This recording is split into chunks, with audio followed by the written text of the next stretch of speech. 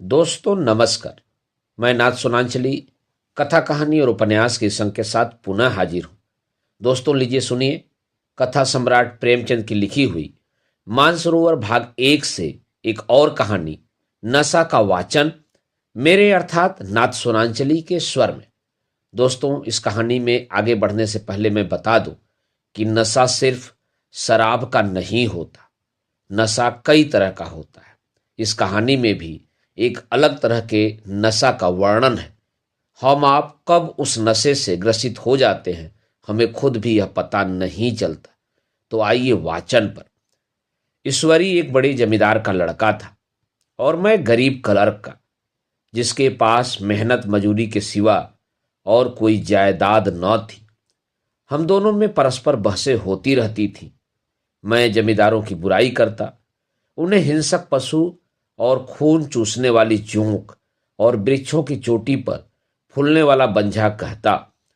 वह जमींदारों का पक्ष लेता, पर स्वभावतः उसका पहलू कुछ कमजोर होता था, क्योंकि उसके पास जमींदारों के अनुकूल कोई दलील न थी।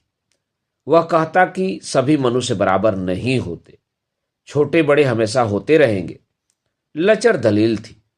किसी मानुषी या नैतिक नियम से इस व्यवस्था का औचित्य सिद्ध करना कठिन था।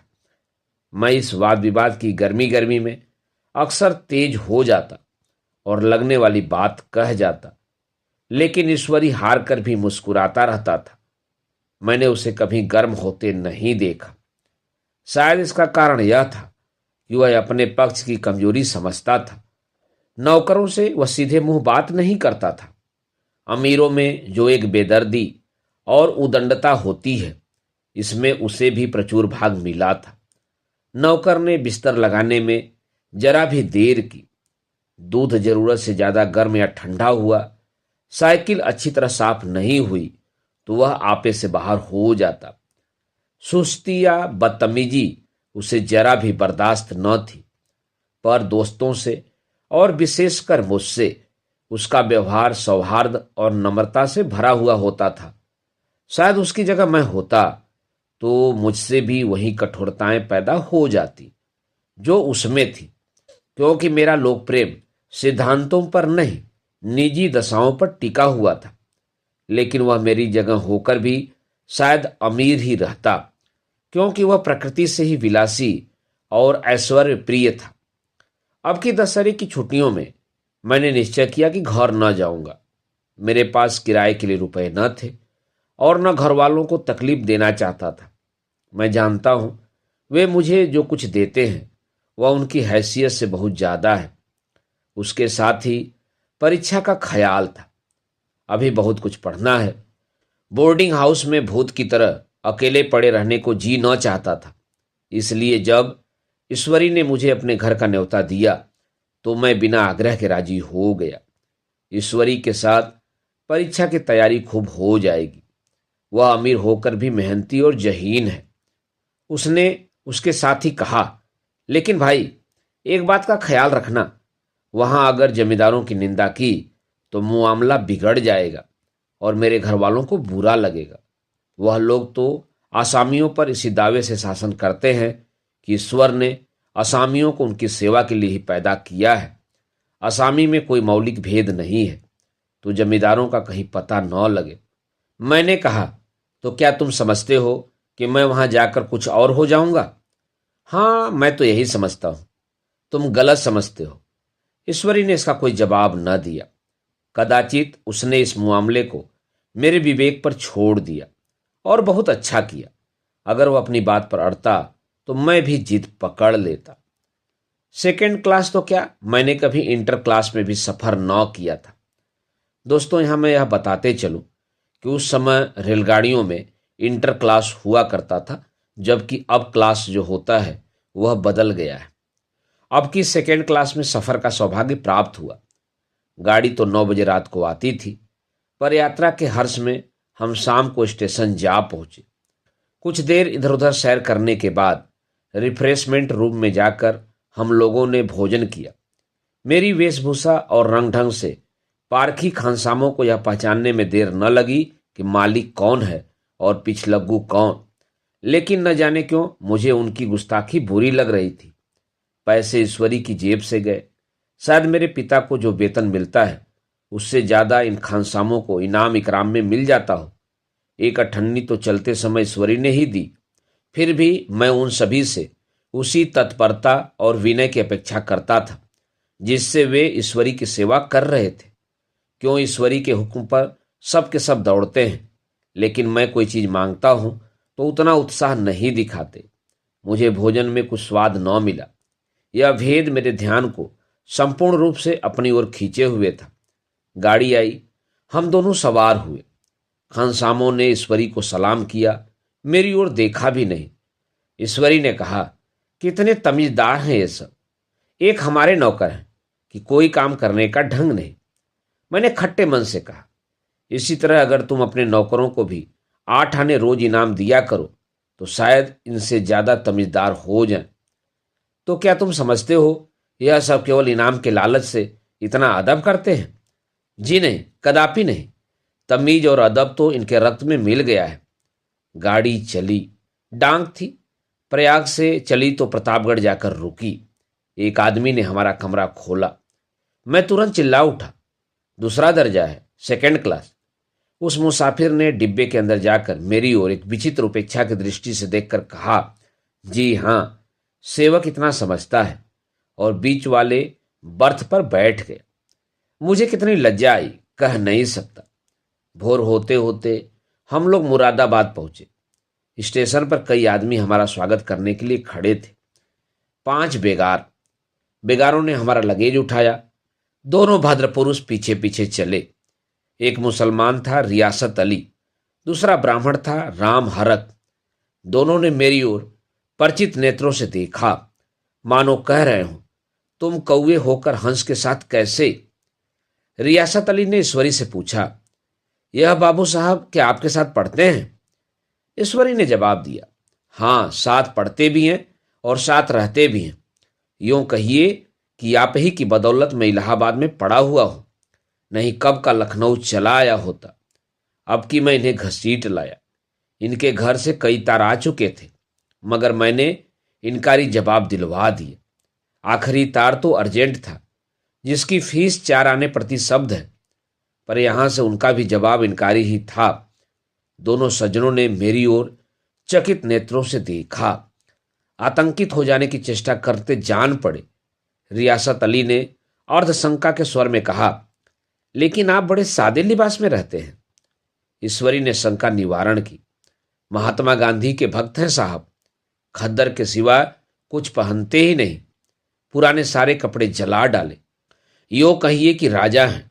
2.5 लाख सालाना की रियासत है, पर आपकी सूरत देखो तो मालूम होता है अभी अनाथालय से पकड़कर आए हैं। राम हरक बोले, अमीरों का ऐसा स्वभाव बहुत कम देखने में आता है, कोई भाप ही नहीं सकता। रियासत अली ने समर्थन किया, आपने महाराजा चांगली को देखा होता तो दांतों तले अंगुली दबाते। एक गाढ़े की मिर्जई और चमरौधे जूते पहने बाजारों में घुमा करते थे। सुनते हैं एक बार बेगार में पकड़े गए थे और उन्होंने 10 लाख से कॉलेज खोल दिया। मैं मन में कटा जा रहा था, पर न जाने क्या बात थी कि यह सफेद झूठ उस वक्त मुझे हास्यास्पद न जान पड़ा। उसके प्रत्येक वाक्य के साथ मानो मैं उस कल्पित वैभव के समीपतर आता जाता था। मैं सहसवार नहीं हूं। हां, लड़कपन में कई बार लद्दू घोड़ों पर सवार हुआ हूं। यहां देखा तो 2 कला रास घोड़े हमारे लिए तैयार खड़े थे। मेरी तो जान ही निकल गई। सवार हुआ, पर बोटियां कांप रही थी। मैंने चेहरे पर सिकन न पड़ने दिया। घोड़े को ईश्वरी के पीछे डाल दिया। खैरियत यह हुई कि ईश्वरी ने घोड़े को तेज न किया, वरना शायद मैं हाथ पैर तुड़वा कर लौटता। संभव है ईश्वरी ने समझ लिया हो कि यह कितने पानी में है। ईश्वरी का घर क्या था? किला था। इमामबाड़े का सा फाटक, द्वार पर पहरेदार टहलता हुआ, नौकरों का कोई हिसाब नहीं, एक हाथी बधा हुआ। ईश्वरी ने अपने पिता, चाचा, ताऊ आदि सबसे मेरा परिचय कराया, और उसी अतिशयोक्ति के साथ ऐसी हवा बांधी कि कुछ न पूछिए। नौकर चाकर ही नहीं, घर के लोग भी मेरा सम्मान करने लगे। देहात के जमींदार लाखों का मुनाफा मगर पुलिस कांस्टेबल को अफसर समझने वाले कई महाशय तो मुझे हुजूर हुजूर कहने लगे।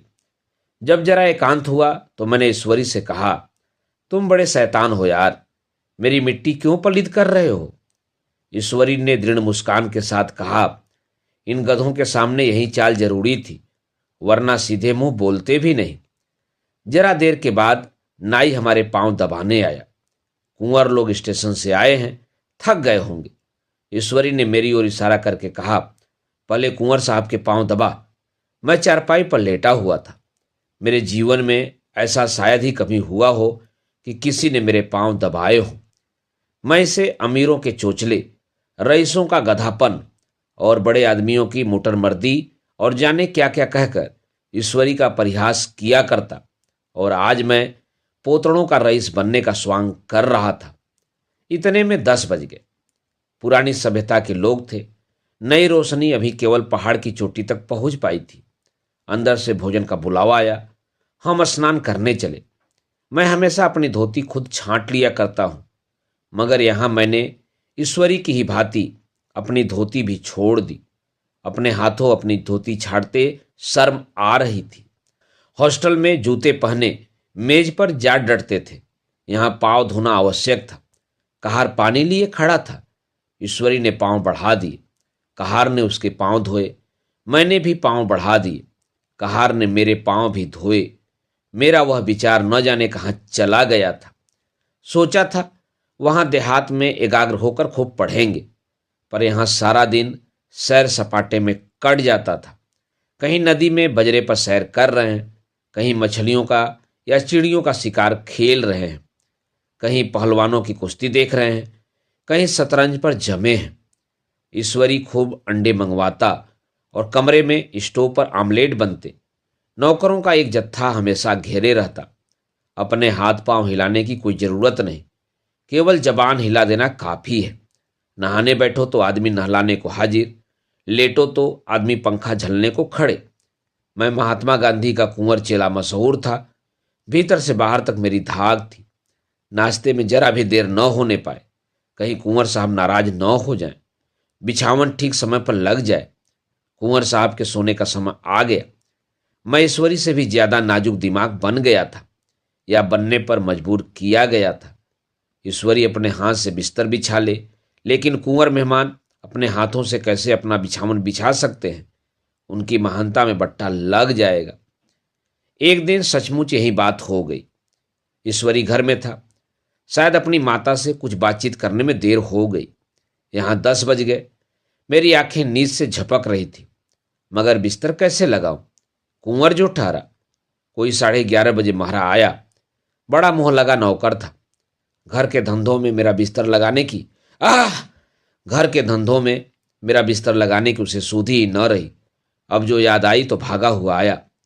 मैंने ऐसी डांट बताई कि उसने भी याद किया होगा। ईश्वरी मेरी डांट सुनकर बाहर निकल आया और बोला, तुमने बहुत अच्छा किया। यह सब हरामखोर इसी व्यवहार के योग्य है। इसी तरह ईश्वरी एक दिन एक जगह दावत में गया हुआ था। शाम हो गई, मगर लैंप मेज पर रखा हुआ था। दिया सलाई भी थी, लेकिन ईश्वरी खुद कभी लैंप नहीं जलाता था। फिर कुंवर साहब कैसे जलाएं? मैं झुंझला रहा था। समाचार पत्र आया रखा हुआ था। जी उधर लगा हुआ था, पर लैंप नदारद। दैव योग से उसी वक्त मुंशी रियासत अली आ निकले। मैं उन्हीं पर उबल पड़ा। ऐसी फटकार बताई कि बेचारा उल्लू हो गया। तुम लोगों को इतनी फिक्र भी नहीं कि लैंप तो जलवा दो? मालूम नहीं ऐसे कामचोर आदमियों का यहाँ कैसे गुजर होता है। मेरे यहाँ घंटे भर निर्वाह न हो। रियासत अली ने कांपते हुए हाथों से लैंप जला दिया। वहां एक ठाकुर अक्सर आया करता था। कुछ मनचला आदमी था, महात्मा गांधी का परम भक्त। मुझे महात्मा जी का चेला समझकर मेरा बड़ा लिहाज करता था, पर मुझसे कुछ पूछते हुए संकोच करता था। एक दिन मुझे अकेला देखकर आया और हाथ बांध कर बोला, सरकार तो गांधी बाबा के चेले हैं ना? लोग कहते हैं कि यहाँ स्वराज हो जाएगा तो जमींदार न रहेंगे। मैंने सांस जमाई। जमींदारों के रहने की जरूरत ही क्या है? यह लोग गरीबों का खून चूसने के सिवा और क्या करते हैं? ठाकुर ने फिर पूछा, तो क्यों सरकार, सब जमींदारों की जमीन छीन ली जाएगी? मैंने कहा, बहुत से लोग तो खुशी से दे देंगे, जो लोग खुशी से न देंगे उनकी जमीन छीननी ही पड़ेगी। हम लोग तो तैयार बैठे हुए हैं, जो ही स्वराज हुआ अपने इलाके असामियों के नाम हिब्बा कर देंगे। मैं कुर्सी पर पांव लटकाए बैठा था। ठाकुर मेरे पांव दबाने लगा, फिर बोला, आजकल जमींदार लोग बड़ा जुलूम करते हैं सरकार, हमें भी हुजूर अपने इलाके में थोड़ी सी जमीन दे दें तो चलकर वहीं आपकी सेवा में रहें। मैंने कहा, अभी तो मेरा कोई इख्तियार नहीं है भाई, लेकिन जो ही इख्तियार मिला मैं सबसे पहले तुम्हें बुलाऊंगा, तुम्हें मोटर ड्राइवरी सिखाकर अपना ड्राइवर बना लूंगा। सुना उस दिन ठाकुर ने खूब भांग पी और अपनी स्त्री को खूब पीटा और गांव के महाजन से लड़ने पर तैयार हो गया। छुट्टी इस तरह तमाम हुई और हम फिर प्रयाग चले। गांव के बहुत से लोग हम लोगों को पहुंचाने आए। ठाकुर तो हमारे साथ स्टेशन तक आया। मैंने भी अपना पार्ट खूब सफाई से खेला और अपनी कुबेरोचित विनय और देवत्व की मुहर हर एक हृदय पर लगा दी। जी तो चाहता था हर एक नौकर को अच्छा इनाम दो, लेकिन वह सामर्थ्य कहाँ थी। वापसी टिकट था ही, केवल गाड़ी में बैठना था। पर गाड़ी आई तो ठसाठस भरी हुई। दुर्गा पूजा की छुट्टियां भोगकर सभी लोग लौट रहे थे। सेकेंड क्लास में तिल रखने की जगह नहीं। इंटर क्लास की हालत उससे भी बदतर। यह आखिरी गाड़ी थी, किसी तरह रुक न सकते थे। बड़ी मुश्किल से तीसरे दर्जे में जगह मिली। हमारे ऐश्वर्य ने वहां अपना रंग जमा लिया, मगर मुझे उसमें बैठना बुरा लग रहा था। आए थे आराम से लेटे लेटे, जा रहे थे सिकुड़े हुए। पहलू बदलने की भी जगह न थी। कई आदमी पढ़े लिखे भी थे। वे आपस में अंग्रेजी राज्य की तारीफ करते जा रहे थे। एक महाशय बोले, ऐसा न्याय तो किसी राज्य में नहीं देखा। छोटे बड़े सब बराबर। राजा भी किसी पर अन्याय करे तो अदालत उसकी गर्दन दबा देती है। दूसरे सज्जन ने समर्थन किया, अरे साहब, आप खुद बादशाह पर दावा कर सकते हैं, अदालत में बादशाह पर डिग्री हो जाती है। एक आदमी जिसकी पीठ पर एक बड़ा गट्ठर बंधा था, कलकत्ते जा रहा था। कहीं गठरी रखने की जगह न मिलती थी, पीठ पर बांधे हुए था। इससे बेचैन होकर बार बार द्वार पर खड़ा हो जाता। मैं द्वार के पास ही बैठा हुआ था। उसका बार बार आकर मेरे मुंह को अपनी गठरी से रगड़ना मुझे बहुत बुरा लग रहा था। एक तो हवा यूं ही कम थी, दूसरे उस गवार का आकर मेरे मुंह पर खड़ा हो जाना मानो मेरा गला दबाना था। मैं कुछ देर तक जब्त किए बैठा रहा। एकाएक मुझे क्रोध आ गया। मैंने उसे पकड़कर पीछे ठेल दिया और 2 तमाचे जोर जोर से लगाए। उसने आंखें निकालकर कहा, क्यों मारते हो बाबूजी, हमने भी किराया दिया है। मैंने उठकर 2-3 तमाचे और जड़ दिए। गाड़ी में तूफान आ गया। चारों ओर से मुझ पर बौछार पड़ने लगी। अगर इतने नाजुक मिजाज हो तो अव्वल दर्जे में क्यों नहीं बैठे? कोई बड़ा आदमी होगा तो अपने घर का होगा। मुझे इस तरह मारते तो दिखा देता। क्या कसूर किया था बेचारे ने? गाड़ी में सांस लेने की जगह नहीं। खिड़की पर जरा सांस लेने खड़ा हो गया तो उस पर इतना क्रोध। अमीर होकर क्या आदमी अपनी इंसानियत बिल्कुल खो देता है? यह भी अंग्रेजी राज है जिसका आप बखान कर रहे थे। एक ग्रामीण बोला, दफ्तरन माँ घुसन तो पावत नहीं, उस पर इतना मिजाज। ईश्वरी ने अंग्रेजी में कहा, what an idiot you are Veer. इसका अर्थ हुआ, वीर तुम कितने मूर्ख हो। और मेरा नशा अब कुछ कुछ उतरता हुआ मालूम होता था। दोस्तों, अभी आप सुन रहे थे प्रेमचंद की लिखी हुई मानसरोवर भाग 1 से कहानी नशा का वाचन, मेरे अर्थात नाथ सोनांचली के स्वर में। दोस्तों, और भी किस्से, कहानी और उपन्यास सुनने के लिए आप मेरे साथ कथा, कहानी और उपन्यास के साथ जुड़े रहें। धन्यवाद। नमस्कार।